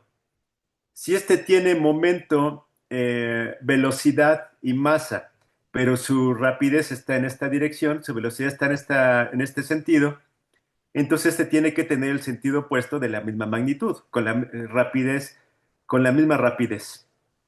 Igual las posiciones se pueden predecir, porque si este tiene acá X, este va a tener menos X. Todo se conserva. Ahora, imaginen lo siguiente. Este es en este momento yo no sé qué dirección del spin va a tener esta partícula en comparación con esta. Así que por eso lo pongo con una doble flecha y acá también. Lo único que sé, y para eso tengo un dibujito, este me lo robé de un artículo, también de Science, donde hablan de Alice y Bob. Aquí, Alice y Bob, acá estaría, a ver cómo quedó. Acá estaría Bob, es su detector, y acá estaría Alice. Entonces, aquí van las dos partículas. Una vez que Alice mide que el spin de su partícula está hacia abajo, entonces, perdón, una vez que Bob mide que el spin de su partícula está hacia abajo, entonces Alice va a medir que el spin de su partícula está hacia arriba, de manera que se conserve el spin. Pero eso es hasta la medición. Entonces, mientras no suceda la medición, decimos que el spin de la partícula es una superposición de las dos opciones. Por eso pinté aquí el spin con doble flecha. Y aquí miren, para completes les pongo la carátula de ese artículo de Albert Einstein, Boris Podolsky y Nathan Rosen, donde hablan, o más bien se preguntan, donde si la descripción física de la mecánica cuántica, la descripción de la mecánica cuántica puede ser considerada completa o puede ser una descripción completa de la realidad física. Es así como se lee. En un artículo parecido a esto, hablando de este tipo de situaciones, Einstein habla de la acción fantasmal a distancia, que es lo que yo les voy a explicar aquí, de dónde proviene. Entonces, esto es lo que sucede. Estas son las opciones, miren.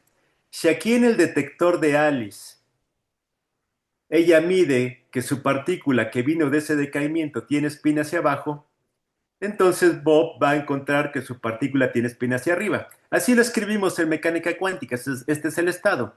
Alice hacia abajo, Bob hacia arriba. Ahora, la pregunta es la siguiente. Si yo ya medí acá que si Alice ya midió su spin hacia abajo y Bob midió su spin hacia arriba, que conserva claramente el spin, entonces esta es la pregunta que se hace a Einstein. Dicen, a ver, si aquí el spin se detectó hacia arriba, quiere decir que todo el tiempo viajó con spin hacia arriba. Y si aquí se detectó con spin hacia abajo, es fácil trazar hacia atrás el tiempo y ver que venía con spin hacia abajo. Y así nacieron del decaimiento. Lo mismo la otra opción. Si Alice detecta el spin hacia arriba, por lo tanto Bob va a detectar el spin hacia abajo. Y el camino serían los mismos, pero ahora en sentido opuesto. Pero no hay nada raro. Es decir, fotón detectado hacia arriba, viajó siempre hacia arriba. Pero la mecánica cuántica dice otra cosa, miren. Dice lo siguiente. Las dos partículas viajan con el spin indefinido, es decir, como una superposición de las dos opciones. y solamente hasta que se mide se decide por una de las dos. Si aquí se decide hacia arriba, el otro se tiene que decidir hacia abajo. Igualmente, en la otra opción, si el spin se decide ya pero hasta la medición hacia abajo, el otro se tiene que decidir hacia arriba. Ese es el conflicto. Ese es el conflicto con Einstein. Porque no es lo mismo decir que si lo detecté hacia arriba, perdón, acá hacia arriba, pues siempre viajó hacia arriba. Pero aquí me están diciendo, la mecánica cuántica dice otra cosa.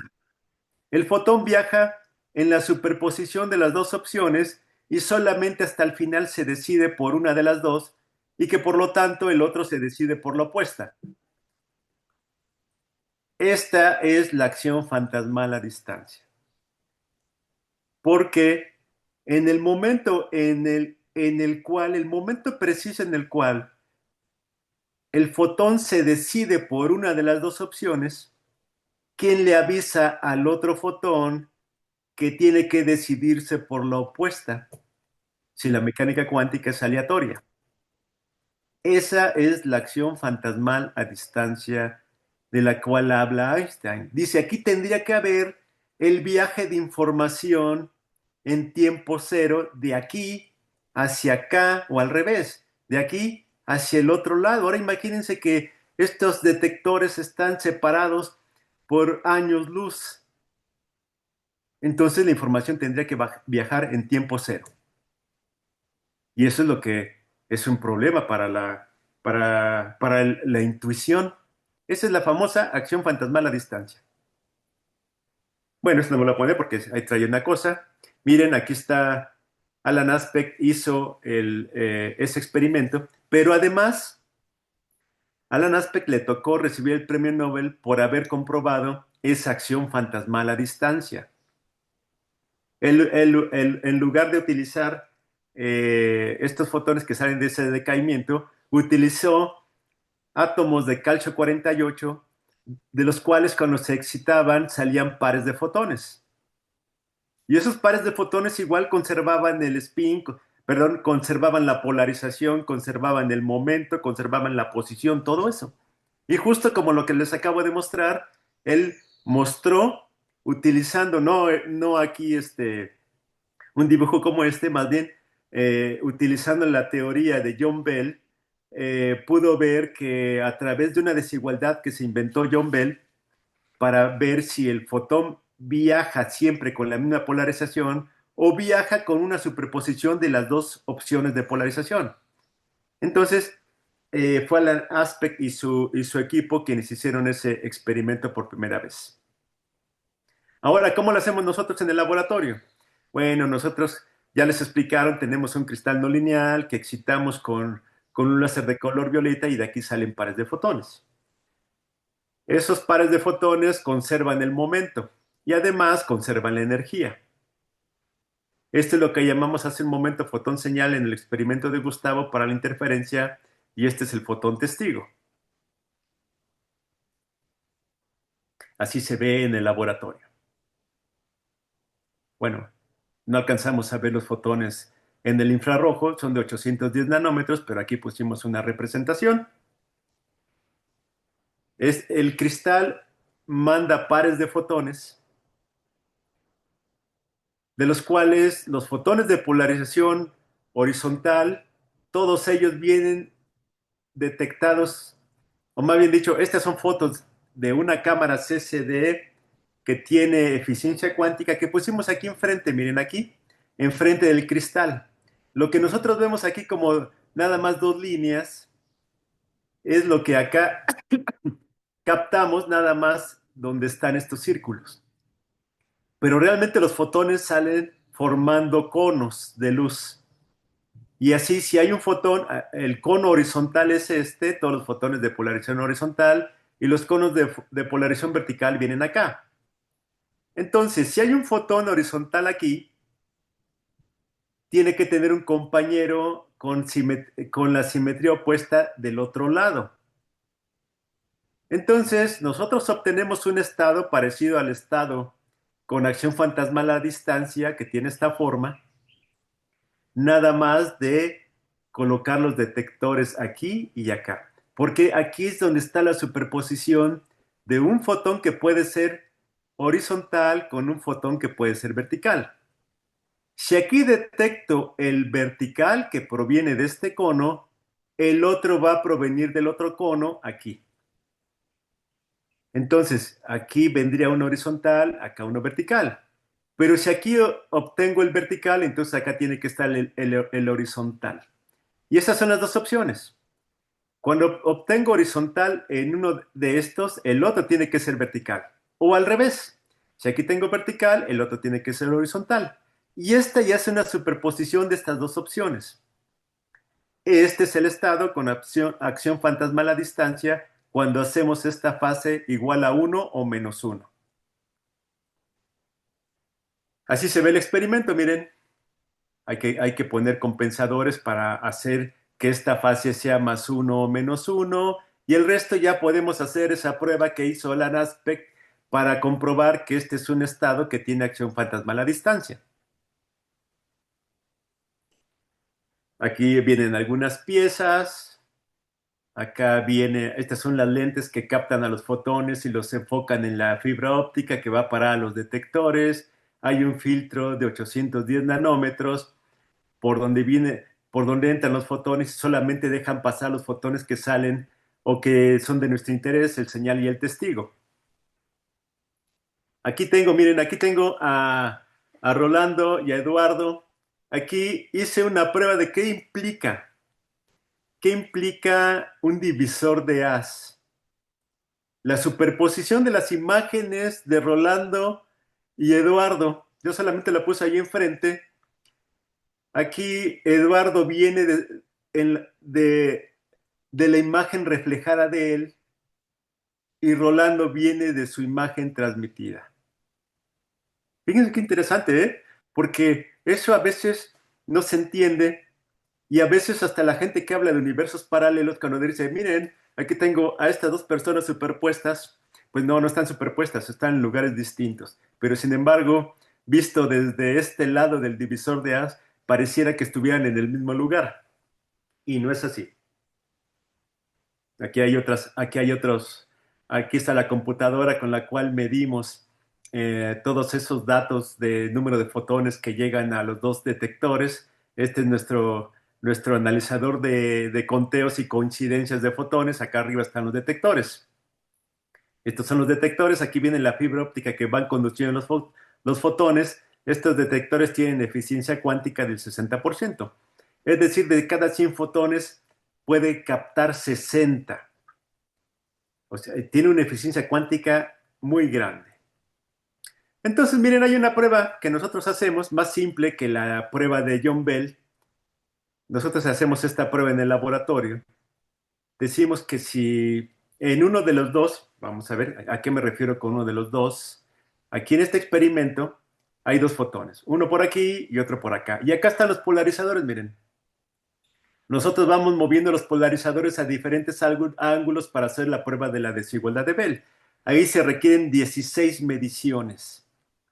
Pero nosotros hacemos una prueba más sencilla. La prueba es que solamente hacemos 4 mediciones, poniendo los polarizadores este primero vertical y este horizontal. Luego este vertical y este horizontal. Luego este diagonal y este antidiagonal. Luego este diagonal y este antidiagonal. Solamente son 4 mediciones. ¿Por qué requiero 4? Porque lo que yo requiero saber es si los fotones viajan aquí por este camino con la polarización que yo los detecto por allá, por acá. Lo que implicaría que Einstein tiene razón. Que si yo aquí detecto horizontal, quiere decir que el fotón siempre viajó horizontal por aquí. Y si aquí detecto vertical, entonces por acá siempre viajó vertical. La mecánica cuántica dice otra cosa. Dice que los fotones viajan en la superposición de las dos opciones. Por lo tanto, las dos opciones son horizontal y vertical. Entonces, la suma de un fotón horizontal y de un fotón vertical me daría un fotón diagonal. Por eso, si nosotros ponemos los polarizadores en diagonal o en antidiagonal, haría una diferencia en la medición. Y le explico con esto que está aquí. Aquí está el polarizador, acá está el detector de Alice. Detector de Alice, polarizador de Alice. Entonces, aquí viene la parte horizontal, la componente horizontal de un fotón y la componente vertical del otro fotón. Entonces, si van desfasados, esta cantidad que es la probabilidad de que los dos fotones crucen el polarizador que está puesto a más 45 y el otro del otro detector en menos 45, más la probabilidad de que los dos fotones sean vistos en los detectores cuando en el de Alice lo pongo a menos 45 y en el de Bob a más 45, entre la suma de las probabilidades de 0,90 y 90,0, como les acabo de decir, tengo este resultado cuando los fotones viajan en superposición y tengo este resultado cuando los fotones viajan con una sola opción, como a Einstein le hubiera gustado. Aquí claramente hay un desfasamiento. El desfasamiento lo pongo así, miren. Este está separado de este. Pero si estuvieran en fase, lo que implicaría que este desfasamiento es cero, coseno de cero me da 1, entonces 2 entre 2 me da 1, hace una diferencia. Entonces, si los fotones viajan por su cuenta con una misma polarización, que sería equivalente a esto, entonces me daría un medio. Si viajan en superposición, me da 1. Entonces ya encontré una manera de saber si los fotones viajan como ondas y tienen la acción fantasmal a distancia o no es así. Lo único que tengo que hacer es este experimento en ambos detectores. Si encuentro EB igual a 1, quiere decir que los dos fotones viajan como superposición de sus dos opciones. Si encuentro un medio, entonces quiere decir que los fotones que yo detecto como horizontal, todo el camino viajan como horizontal. Si los detecto como vertical, todo el camino viajan como vertical. ¿Sí? Entonces, EB igual a 1 es una comprobación de la acción fantasmal a distancia. Bueno, eso es. Este es un asunto gráfico de cómo esto que es una onda. Una vez que un fotón cruza el primer divisor de haz, viaja como una onda porque tiene componente por los dos lados. Pero puede viajar como una partícula, miren. Si pongo un divisor de haz polarizante, el fotón solamente tiene este camino. Este es partícula y este es onda. Les recuerdo a los que no saben, un divisor de haz polarizante deja pasar solamente a los fotones con polarización horizontal y refleja los fotones con polarización vertical. Pero como este fotón ya de entrada es horizontal, no tiene reflejo. Por lo cual, este se comporta como una partícula porque sé qué trayectoria tiene. En cambio, este, que cruza un divisor de haz normal, tiene una componente transmitida y una reflejada. Este es una onda y este es una partícula. Pero si yo meto el estado enredado, ese que acabamos de checar ahorita, es decir, este cuando esto vale menos 1,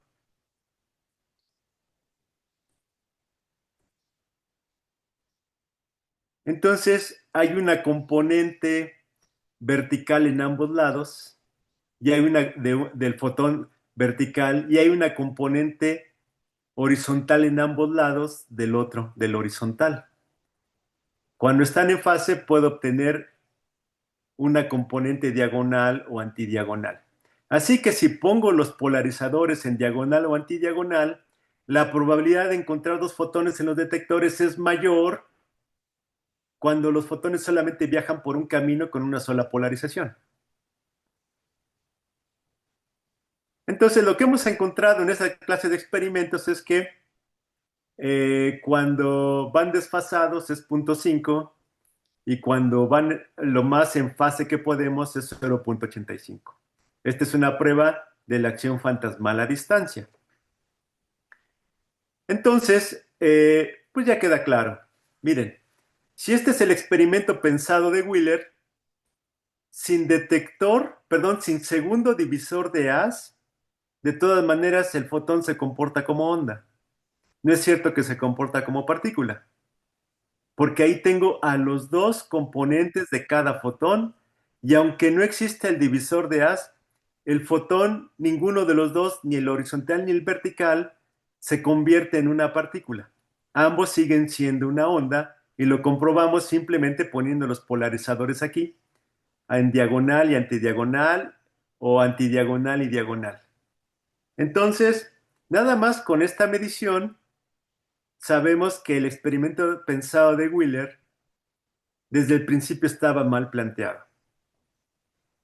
Así que, bueno, pues esta es nuestra contribución, pero sirve para explicar un poquito qué es la acción fantasmal a distancia y para qué sirve. Y sirve para un montón de cosas, ¿eh? Porque con esa acción fantasmal a distancia, gracias a esa tenemos computadoras cuánticas, tenemos comunicación cuántica y tenemos otras muchas aplicaciones de la mecánica cuántica. Gracias. Muchas gracias, doctor Víctor. No sé si tiene tiempo para contestar algunas preguntas. Sí, si es que hay alguien que tenga preguntas. Este, Víctor García, ¿puedes decirle tus preguntas directamente al doctor Víctor, por favor? Con mucho gusto. Muchas gracias, doctor Víctor, por su explicación tan transparente.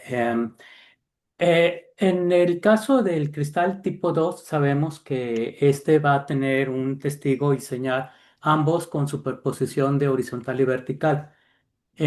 Entonces, en el experimento que usted propuso o que aquí nos mostró, ¿está usando un cristal BBO del tipo 2?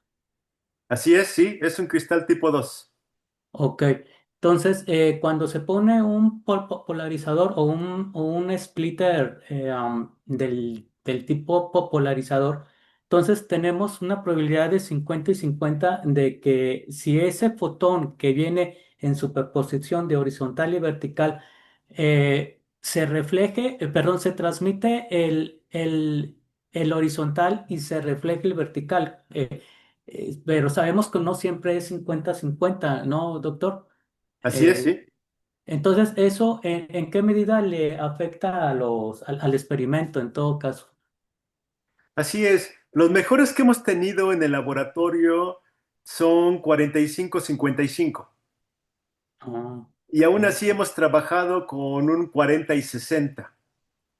Pero los mejores son 45-55. Lo que hacemos a veces es apoyarnos con láminas de media onda o con divisores de haces polarizantes. Pero sin embargo, en efecto, este es una, este es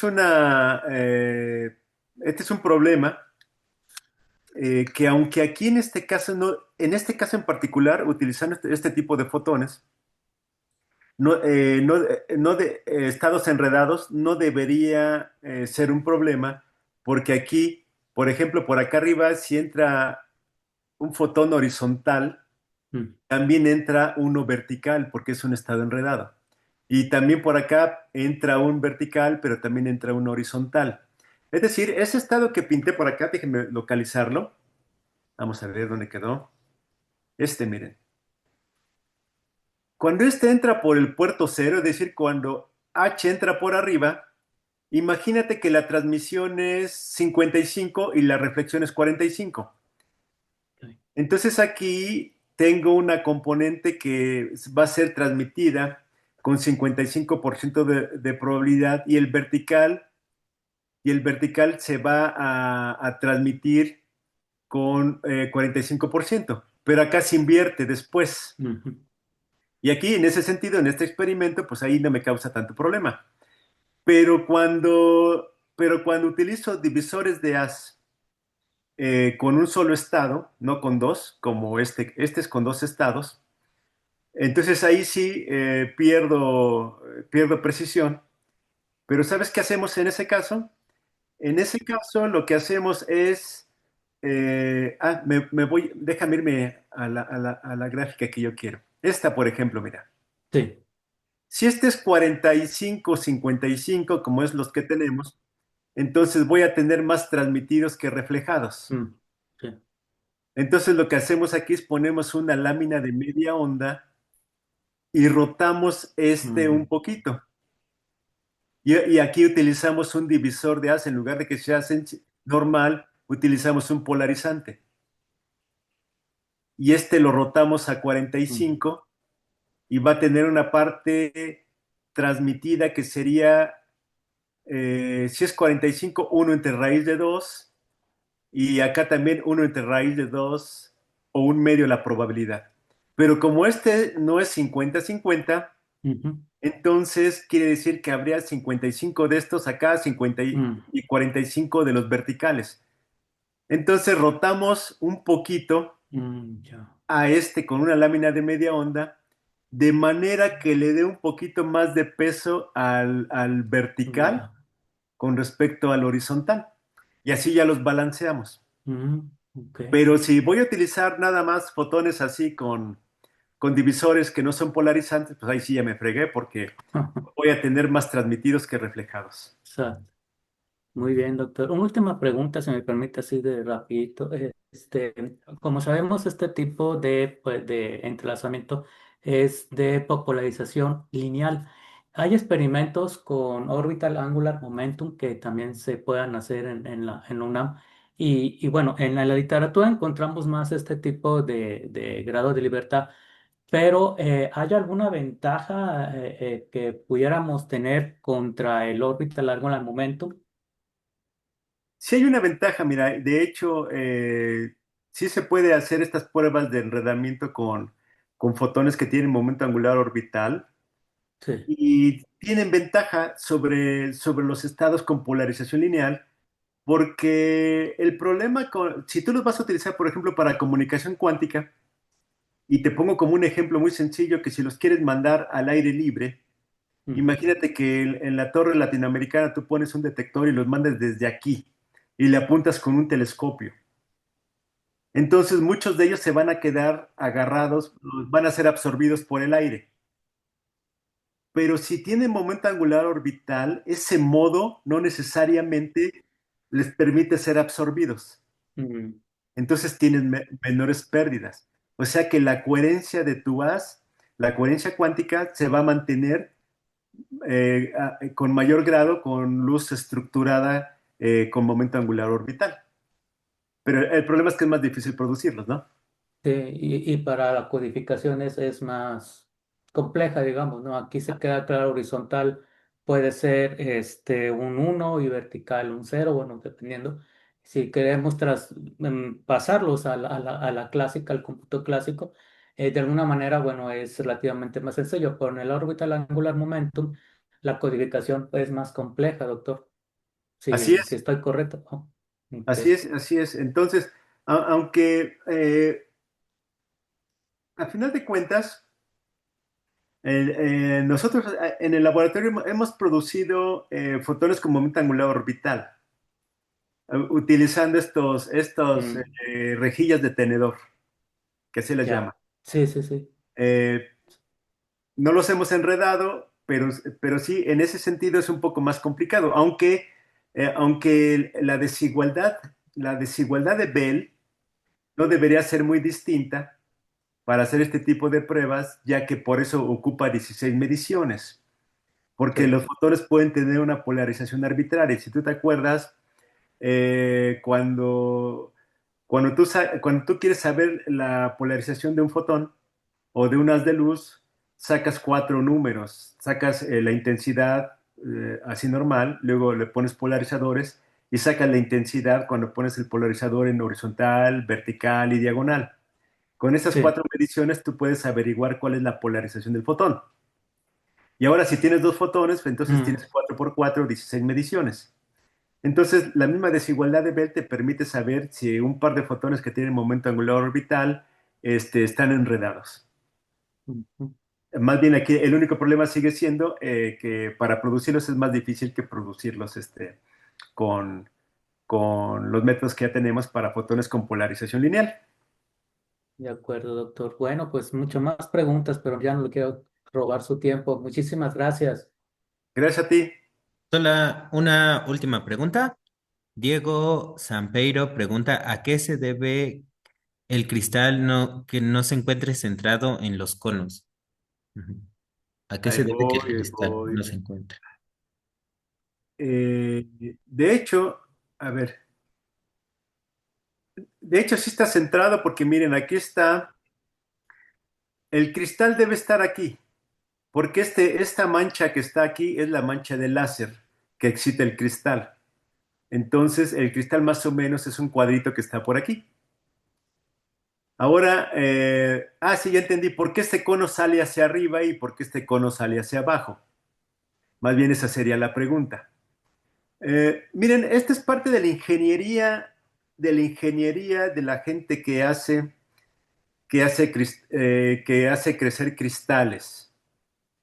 Porque el ángulo, por ejemplo, aquí está el centro de este círculo, lo que haría que si yo trazo a partir de aquí hacia el centro del cristal, me daría el eje del cono. Y acá el otro eje estaría por acá abajo. Entonces, esos ejes los controla el fabricante de estos cristales. Ellos saben cómo tallar los cristales de manera que el frente de onda del láser de excitación llegue a ese frente de cristal, que tiene un ángulo con respecto al plano principal cristalino. Entonces saben cómo mover el cristal de manera que estos conos salgan haciendo un ángulo muy específico con respecto al punto de origen. Pueden salir colineales, los dos conos podrían ser colineales. Eso así lo decide, o más bien dicho, así se lo pedimos al fabricante. Nosotros tenemos cristales que son colineales, de manera que los dos fotones salen en la misma línea, entonces los dos conos estarían superpuestos. Pero aquí decidimos que salieran de otra manera porque es la manera más sencilla de obtener los pares de fotones y obtener la superposición. Pero sí se puede controlar, ¿eh? No es que estén desviados, así lo pedimos nosotros. Ok, muchas gracias, doctor Víctor, por su charla. Muchas Entonces, gracias a todos. aquí Ojalá que terminaríamos la sirva. sesión. Hasta luego. Hasta luego.